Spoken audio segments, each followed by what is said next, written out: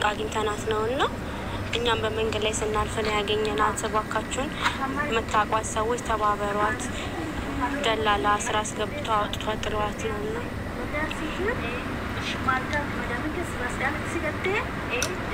egaa akkuma argaa jirtanii ijoollee baay'ee aalantaanii miidiyaa kanarratti yeroo baay'ee of eeggannoo godhaa obboloota koo waan akkanaa jira kan jedhe sun hin oolle akkuma argaa jirtan miidiyaa tana TikTok irratti hin beektu yeroo baay'ee bakka akka waan dhugaa dubbachuuf mana ishii jirtuutti kan waan adda addaa kan hojjettu eeyyama isaanii malee jechuudha. Kanaaf har'ammoo akkuma argaa jirtanii deebitee boochii jechuudha. Ashama harka fuunee hordoftoota kabajamtoota chaanal YouTube garachee irratti argamtan jirtu bakka jirtanitti nagaan waaqayyo isiniif haa baay'atu jecha.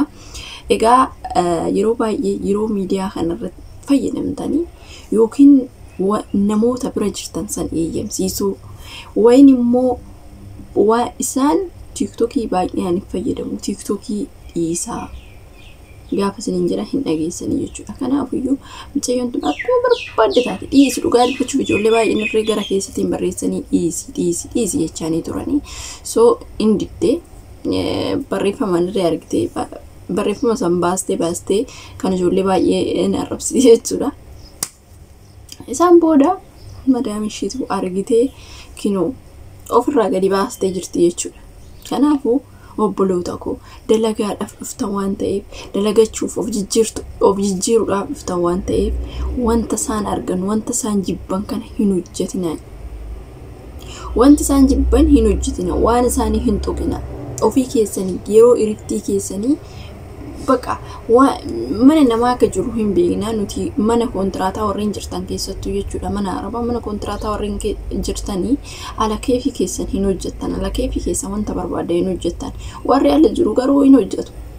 Yoo tokko hin jennee hin baara garuu mana kontiraataa teessee eeyyama isaanii malee isiniif eeyyamu osoo isinii TikTok makanayyuu hin eeyyamamu taanan halas hin hojjetina. Dibbiqiidhaan jechuudha. Maaliif hin argu isaan waan hin argasinitti fakkaata malee hin argu.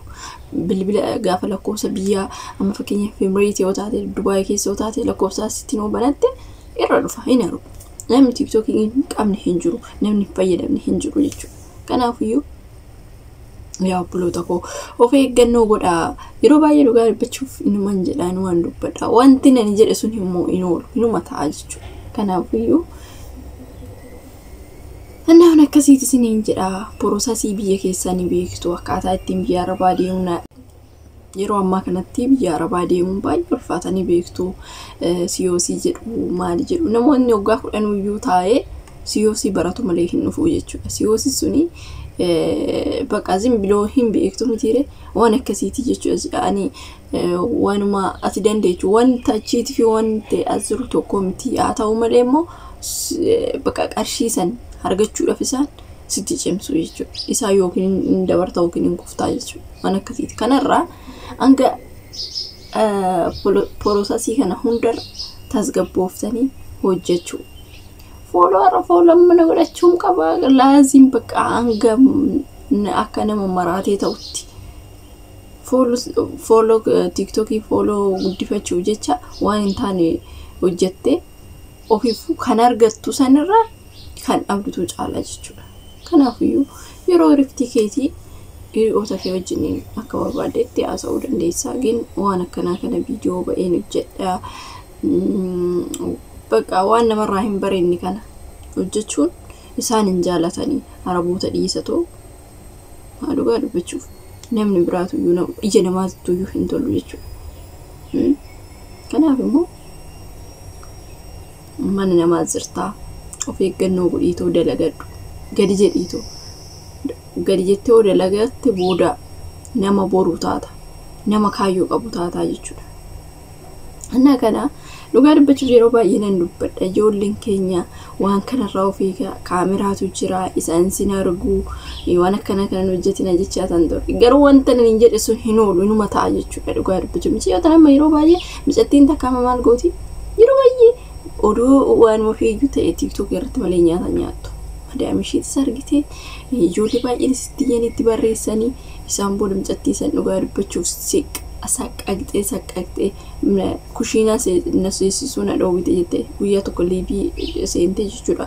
Wanti ishiin himattu baay'ee tokko nama eenyu jedha jechuudha. Kanaaf minaan na dhoowwattee jettee so dura akka barbaadetti kushiinaa keessa kaattee waan barbaadde nyaatti. Isaan booda kushiinaa seenuu na dhoowwite kana na goote. Kanaafuu namoota kanarraa baradha. Namoota biraatiif illee barumsa ta'a. Namoota yeroo baay'ee gara TikTokii irratti wantoota hin taane hojjetan dhugaa dubbachuufanii amma ani waggaa meeqa TikTokiin kiyoo xiqqaate followers 6,000 waan 5 jechuudha. Dhugaa dubbachuuf hin hojjetu maaliif waan na arganiif jechuudha. TikTokii irratti yeroo baay'ee hin seenu jechuudha. Biyyansanii yeroo tokko waan seenen irratti hin seenu hin hojjedhu jechuudha. Maaliif yaa injiraa miti. Yeroo baay'ee TikTokumarra ooltu waan akkanaati TikTokii biizisiin godhee maal waan jedhaniif baqa waan maqaa isaa dhaadhaaniif hin seenu dhugaa dubbachuuf. Kanaafiyyuu bakka itti isin argan kana godhu dhiistanii humnaanii miti gaafa eeyyama isaanii tokko amma beektanii malamin beeruutitti fa'aa ijoolleen akkas walitti dhiyeenya akkasiin hojjetu hin eeyyamtii fi hin beektii miidiyaa irraa kana fayyadamin jetti takka immoo carraash miidiyuma fayyada akka isheen hin fayyadamne hin eeyyamtuufi jechuudha. Kanaafuu irraa of eeggannoo godhaa of eegaa isiniin jedha obboloota koo. Dhugaa dubbachuuf wanti micayyoo tanarra ga'ee baay'ee tokko amma ofirraa baastee alatti gadi ishii darbitee jechuudha dhugaa dubbachuuf. Kanaaf dhiisaa wanta namaan taane argitanii kunoo amma beektanii gaafa dhugaa dubbachuun dhugaa natti fakkaachuu baatee natti fakkaachuu didee jechuudha. Micayyoo sun kinoo akkana taate namni biraatirree irraa of eeggannoo godhaa akkanatti arganii amma ofirraa baastee jettee micattii wayii waraabdee jechuudha. Kanaafiyyuu dhiisa wanta namaaf hin taane wanta aramni ittiin nama hin jaallanne tokko yoo dhiisne nuuf wayya kaayyoo keenya gara fuulduraa kaffaltee jechuudha. Ani dhugaa dubbachuuf ani TikTok makararree hin jaalladhu waan seexanaa waan ta'eef jechuudha.